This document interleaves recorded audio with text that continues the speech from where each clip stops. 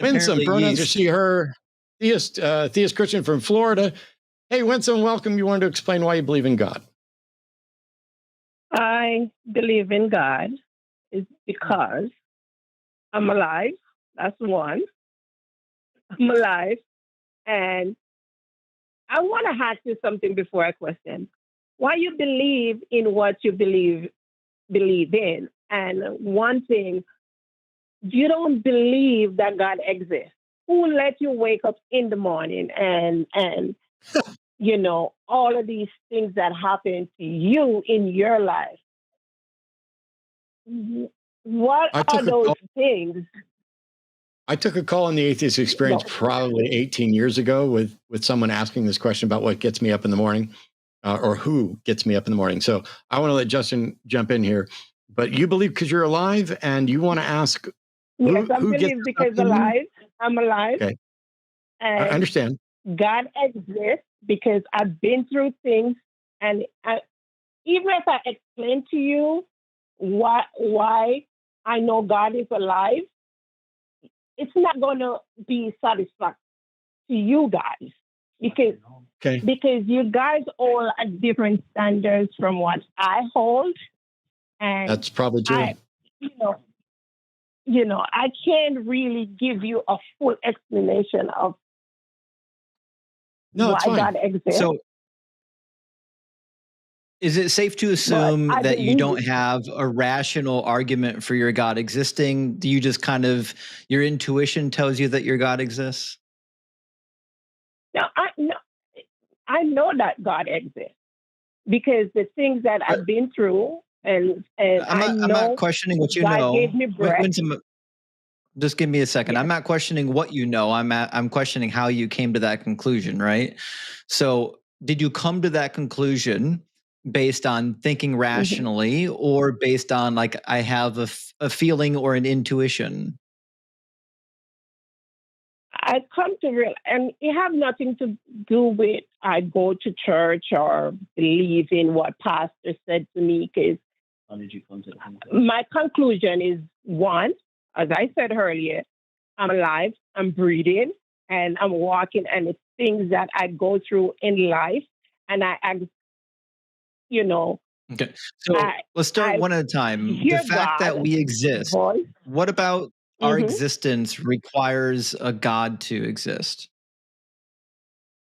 You need a spiritual being to be on this earth. It's not no Big Bang you just float out of the air or anything like that. And I know you believe that. I'm asking why do you believe that, right? So why are you assuming that you need some sort of a spiritual entity for humans to exist?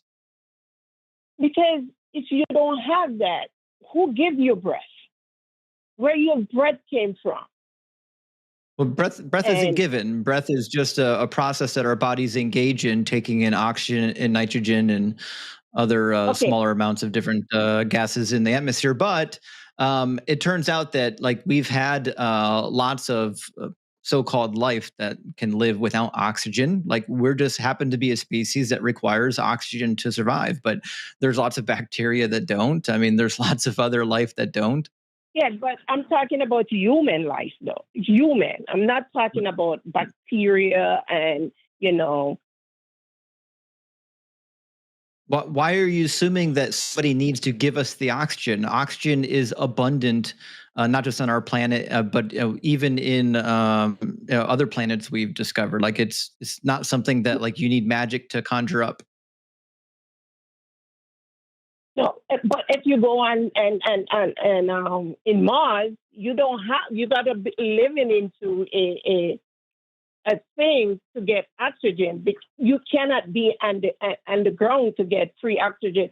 And look at these who create these beautiful birds, these trees? Evolution created them. Yeah. So the process of evolution explains why the things that we need as organisms come from the environment around us. We evolved within the environment, and part of our evolutionary process was to consume what was in our environment. Obviously, we can't evolve to consume things outside of our environment because then we wouldn't exist. Like we can't evolve to require something that's on Mars, right? The process of evolution dictates that we're going to utilize what we have access to. And just happens to be that human beings need oxygen. Yes, we all need, and let me find the right word to say. I don't want you to insult me just like I hear you insult John just now. And I'm not trying to. So Winsome, since you think I just insulted John, do you think John cared about the truth? What was the insult? Because you curse it, and so if I curse, that's an insult? To me, it is. But besides, Why? What's the problem with cursing? There's nothing wrong with cursing. If there's nothing wrong with it, then why do you consider it an insult? Why does it bother you? But John was he's trying to explain how he believes in God. No, he's not. No, he's not. Okay. He's not trying to explain anything. Every time we addressed every one of his positions, and when he got backed into a corner, he threw up his hands. Okay. That's not trying to explain anything. Okay. I know the Bible. How about we do this, Winsome? Winsome, how about we do this? Let's ignore what happened with John, because I don't put you in the same bucket with John. And all my engagements with callers are going to be different based on who they are. A minute ago, that's fair. You asked, a minute ago you asked a question that was like, who gives you breath? Something like that, right? The question I want to ask you is, why do you get to assume that it's a who rather than a what? Okay, that's fair. Okay. So that's why Justin gave you the answer about evolution, because evolution is what? It is the natural processes governed by physics. But here's the thing. Why would you believe something that you don't think would convince us?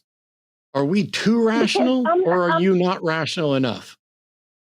I'm rational enough, but for you guys you guys was in the truth for over 30 years, and if you can't see, I can't hear you. We're listening. Wait, so Winsome, are you saying you're a Christian? Because you said that we were in the truth. Yeah, which you we're guys both former Christians. You guys was in the truth of believing in the Bible before. Isn't that correct? I don't think it was the truth, but yes, we believed. Yeah. Okay. We came to the conclusion that it wasn't true. That's why we don't believe anymore. I mean, one of the reasons. Okay. And why? Because you find something that mistranslates in the Bible, because man is the one that's written. Certainly not me. No. I went to school and I learned Greek and Hebrew, so I didn't have to rely on translations. Okay. And we all know that from in the beginning in the Bible, people were still not believing in God, even when they see God. It's pretty easy to show you why the Bible God doesn't exist. You want to see an example of why? You could go ahead, but it's not something that I'm going to believe because I know God exists. I've never said you had to believe it. You can believe in a God, and it could certainly just be a different God than the Bible God. Do you believe that the Bible is true? There's many gods. You have the Buddhist God. There's many gods. I'm sure. Do you believe the Bible is true, though? Pardon me? Go ahead. Sorry. Well, there's two questions on the board right now. Do you think that those other gods? Ignore mine. Go ahead. Okay. So, to you, for your religious beliefs, do you believe that the Bible is true? Yes. Okay. All right. So I'm going to demonstrate to you why either one of two things is going to be the case. Either the Bible is not true or you're going to justify a horror show.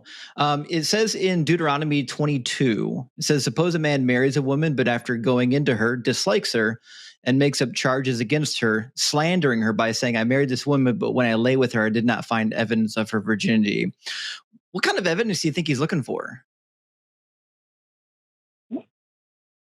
Because you think that woman did already have some intercourse with somebody else, so that's the evidence. My I guess, think that guy was listening. My question is, the man who's going into his wife for the first time, and he's saying, I did not find evidence of her virginity. What is the evidence you think he was expecting?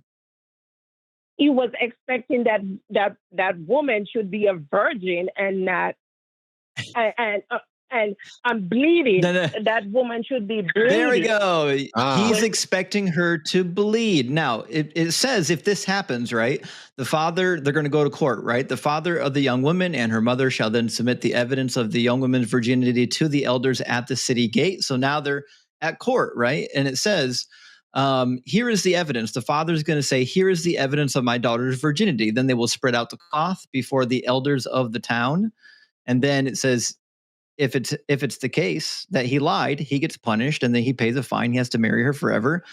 But it says, if, however, the charge is true, that evidence of the young woman's virginity was not found, then they shall bring out the young woman to the entrance of her father's house, and the men of her town will stone her to death because she's committed a disgraceful act in Israel by prostituting herself in her father's house. So just to clarify, the evidence that either convicts her or exonerates her is, in fact, the bloody marital sheet, correct?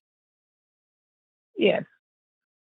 Okay. Are you aware that not just today, but even in history, only slightly less than half of women bleed their first time? That's true.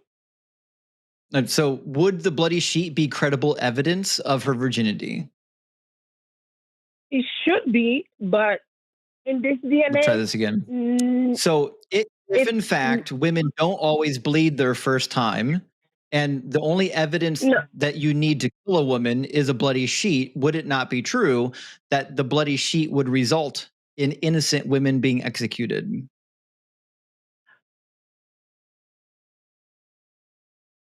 Yes. It would. Okay. Now you believe, according to the Bible, that God is a God of justice, a God of probably fairness and mercy. But you've just now admitted that according to Deuteronomy 22, God permits you to unjustly execute little girls, probably virgins, based on faulty evidence. Do you think that's justified? I don't think that's justified.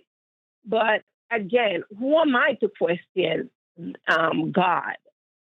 That's what I said. I would read you a passage and you would affirm something horrible, and you literally just did it because like the religion has rotted your capacity to use your moral thinking, your moral capacity, right? But you don't even need to have moral capacity. All you need to know is that God here is practicing injustice. Deuteronomy 32:4 says he's a just God. This is not justice, yes, which means there's a contradiction in the text. So something's wrong. Either God's not a God of justice, or this passage in Deuteronomy 22 didn't come from God. So which is it? Okay, I'm not going to say it doesn't come from God, but man, he mistranslate some of these letters that they couldn't understand.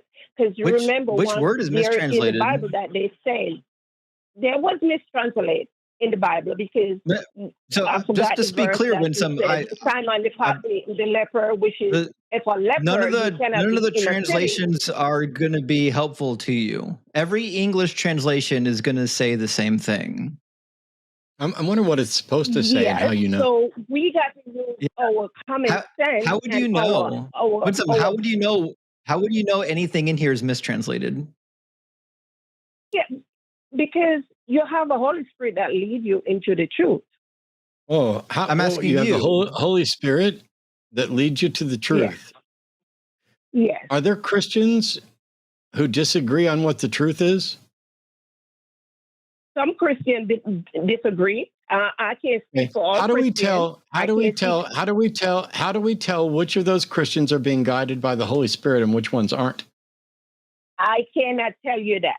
I can't. Then how do I'm you not know gonna you're sit right? down here and And say, how do you know you're right? yeah, How do you know you're I right? know that I'm right because I didn't now, ask because you, the only, Winsome. I didn't ask you yeah, if you knew you were right. I asked you how you knew you were right. because there's a verification. I could verify it in the Bible that No, you can't all verify it with the scripture Bible was because the given Bible to, could be mistranslated. I asked you how you know you're right. because I know I'm right. If you go to I didn't ask the you book if you that know you're talking right. I about, don't no, care. you I got do not give it. you have Stop your fucking platform and you're Stop speaking, so I'm fucking gonna interrupt. speak. Stop fucking interrupting me. I asked you how you know you're right, not if you know you're right. I know I'm right. I didn't. Okay. I was explaining to Winsome, you. Okay? Winsome. Yes. Did I ask Yes. you if you know you're right? No, you asked me, No. I know I'm right. No, I asked you, how do you know you are correct, right? Yes. I need you to answer that question, not the imaginary question that you'd like for me to ask, so that you can pretend, so that you better fucking stop interrupting me right while I'm in the middle of a fucking sentence. No, excuse me. Stop making up. Stop making. To me. Listen, I'm giving you my. I will say whatever the fuck I want, and you can run away and pretend like it was because I said the word fuck, when we all know the reality is you don't have. Oh, you did run away. You don't have a justification, which is why I kept asking you what your justification is, and you kept repeating, "I know I'm right. I know I'm right." Nobody gives a fuck whether you think you know you're right or not. We only care about, can you demonstrate that you're right? What a sad state of affairs, Winsome, that you, even with the guiding help of the Holy Spirit, cannot be honest and cannot defend your beliefs. You're the reason that I am no longer a Christian. Because when I got to the point where I realized I could not defend my beliefs, I stopped lying to myself and others. I stopped pretending to know things that I don't fucking know. I stopped pretending that I was justified unless I could demonstrate that I was justified. And even if I was really convinced I was right, but I knew that I couldn't demonstrate the justification, you know what I did? I stopped believing and continued searching for the truth. Because the truth is not arrived at by bald assertion, by confidence. Your confidence in something is irrelevant to whether or not it's true and whether or not you're correct. You could be incredibly confident in something that is true. You could be incredibly confident that the earth spins on its axis. And when I ask you, how do you know that? If you say, I know it, you didn't answer the question. And if your justification is because the Holy Spirit told you that the earth spins on its axis, then not only are you unjustified until you demonstrate that the Holy Spirit exists and that the Holy Spirit has ways to know, you've just pushed the issue off 2 different degrees. Not only is that the case, but to the extent that you're right, it's coincidence. You could have just as easily been wrong. Your criteria. It's like when I ask you, you go to the carnival and somebody steps up and they're like, guess their weight. You might have guessed it exactly on the nose and then claim the Holy Spirit told you, but that'd just make you a liar, probably. Instead, you're just going to say, I know they're 216 pounds. Cool. How do you know that? I just know. Cool story, Winsome. We are closing in on our time, so go ahead. We can cross off Philippians 4:13. She cannot do all things through Christ who strengthens her. She can't even provide a single justification for her conclusion. Hey there, Eric. Noting that anyone watching that clip makes atrociously poor life decisions, Where should they send their protection money to prevent further damage? All protection money should be sent to patreon.com/calltheline, or else we will break your kneecaps. Okay, we can't say that. I think we can't no say threats? that. Okay, I'm sorry. Yeah. Hit like and subscribe.